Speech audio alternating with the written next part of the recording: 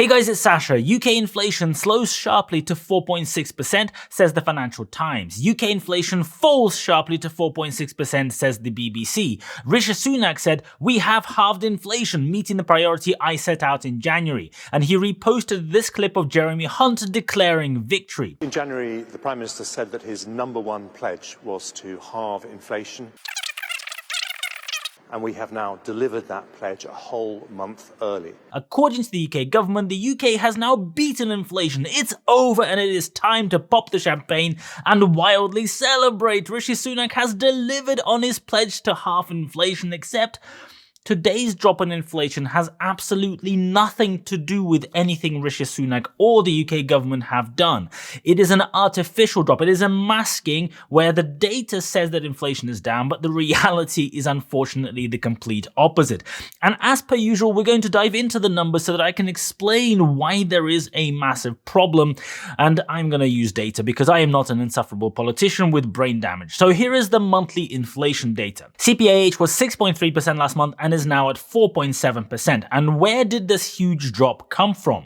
Food in the UK is still in double-digit inflation, coming down a bit, but it's 10.1%. This is insane because this is on top of food being 19% earlier in the year. The compounding effect over the last 2 years is bonkers. In the US inflation data yesterday, food at home, which is the equivalent metric, was at 2.1%. So in the UK, inflation on food is only 5 times higher and is over 10%. That sounds absolutely great, right? A good cause for celebration. Then look at pretty much every other metric in this table.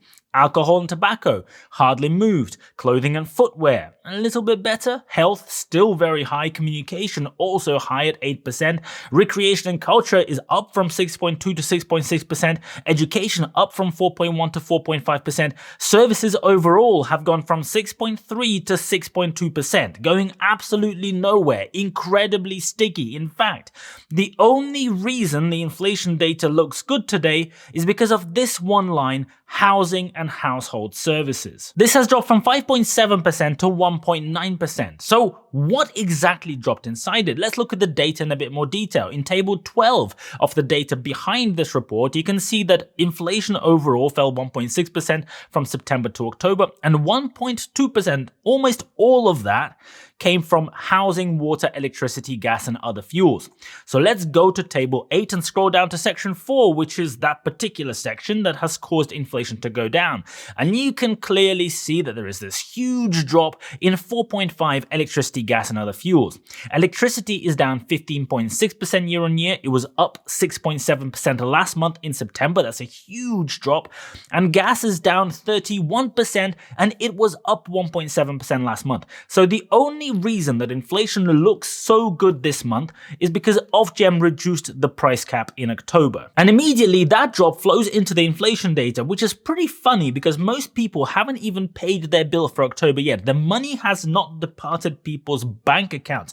And this is actually a very important point because the way that inflation is measured in the UK is different for different categories.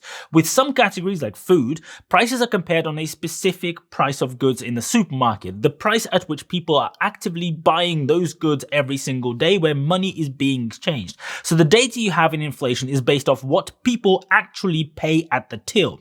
But with energy, the inflation measure is not based on the actual amounts people pay. It is not based on the money leaving people's bank accounts and going to the company to pay for the energy. It's based on the rates for electricity and gas changing. And here is why that is really important. The price cap reduction has meant that the average UK household will now have an energy bill of £1,834 compared to £1,976 in September.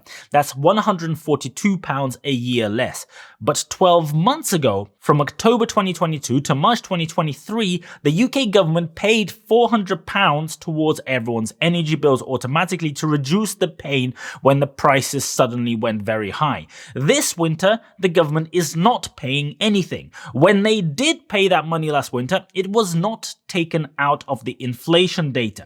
So inflation data was calculated on the energy rates without accounting for the £400 that the government was subsidizing. You can see this in older versions of the same Excel sheet here. You can see that the energy inflation actually went up last October when those payments started, although the actual payments went down. This was also the month when the UK government introduced the £2,500 energy price guarantee. Without that guarantee, the price cap would have been up at £3,500. So the £400 was paid in installments of £66 and £67 over a period of 6 months. The average energy bill went up by only £44 when the price cap changed, so the net monthly payments after you account for the government subsidy 12 months ago were lower. But that's not how it came through in inflation data. The reality is that this winter, inflation is comparing the 1834 price cap to the £2,500 energy price guarantee in October last year.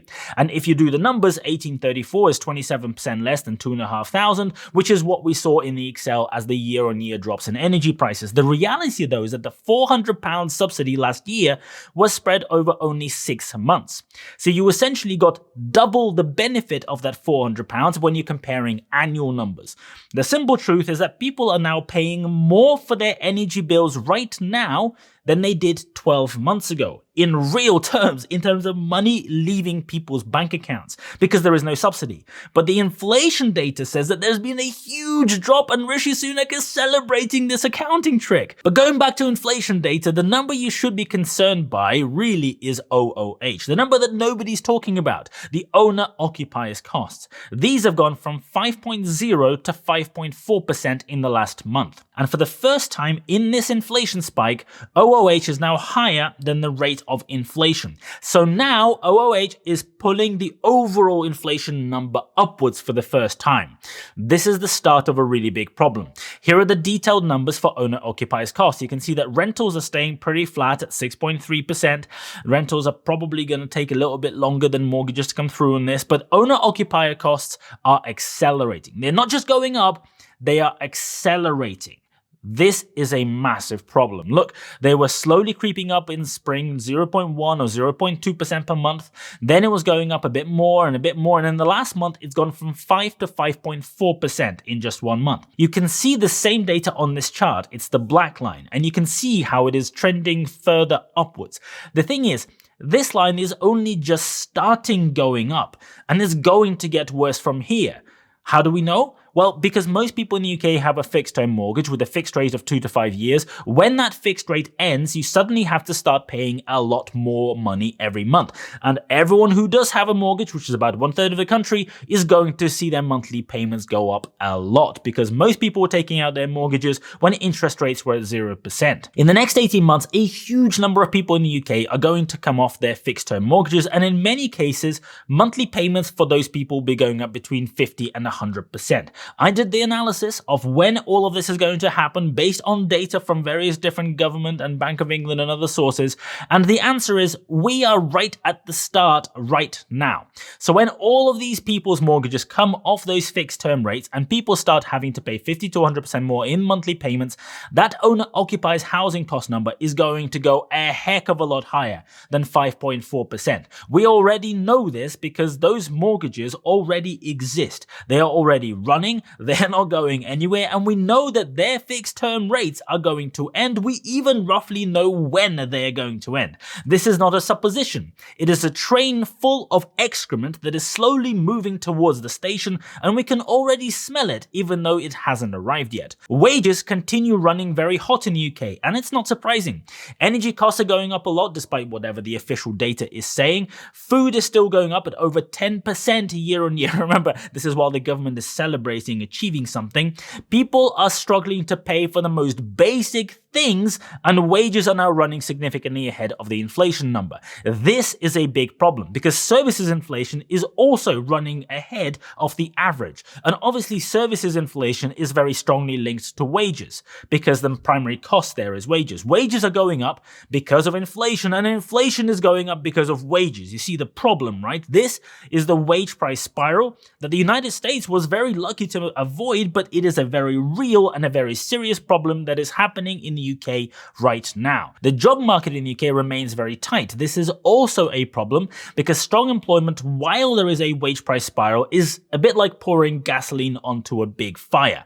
Rishi Sunak is out there celebrating, but the movement in wholesale energy prices globally has absolutely nothing to do with him or the UK government or anything that the Bank of England have done. There is no policy or action that they did that caused this to happen. It's just happened to happen this year while Rishi has been in office. And now he is busy doing a victory lap, telling everyone that he has achieved something while the underlying numbers in the inflation report are dire. So what's going to happen in the next few months when the owner-occupier numbers begin pulling the overall number up? What happens when high wage growth means that services inflation is sticky? Will Rishi Sunak go and blame himself on Twitter for fucking up and celebrating too early like a 3-year-old who can't control his impulses? If you look at the underlying data, the situation is getting worse while everyone is playing this pretend game and the media is in cahoots with a Muppets show in the government. I didn't see a single mass media publication analyze the data that came out this morning and point out these massive problems today. And you've got to ask yourself the question, why is that? I do look forward to when this mortgage crisis translates into a second wave of inflation problems, because we already know it's coming. We can see it coming in the data, because I can absolutely guarantee you that the UK government will blame everybody but themselves, blame everybody but their own inaction and incompetence. And I can guarantee you that they will say nobody could have seen it coming. It just appeared out of the blue and was absolutely impossible to see from a fucking mile away. But do you think Rishi Sunak gives a shit? No, he does not. Because by the time that problem turns up, the likelihood is he will be kicked out and replaced by yet another prime minister. Maybe he'll lose the election, maybe it'll happen before then, and he'll be going around giving speeches to bankers around the world for 500k a pop. Because neither Rishi Sunak nor the rest of those clowns in the UK government actually give a shit about doing the right thing or fixing problems. The only thing that those self-obsessed asswipes care about is their personal brand and self-enrichment. And the reason I am so enraged and appalled by this is because they could have done something. If they did care, they would be taking urgent action now to try and avoid the mortgage crisis. They would have been doing it through the whole of this year. They would be taking urgent action on housing. They would be stimulating the UK economy to reduce reliance on food and other sectors on imports in the long term, because that's going to help as well. None of these clowns care about the long term. So here we are. Remember to pop the champagne in the fridge and celebrate because inflation is down. Congratulations, Rishi, you did it by doing absolutely nothing.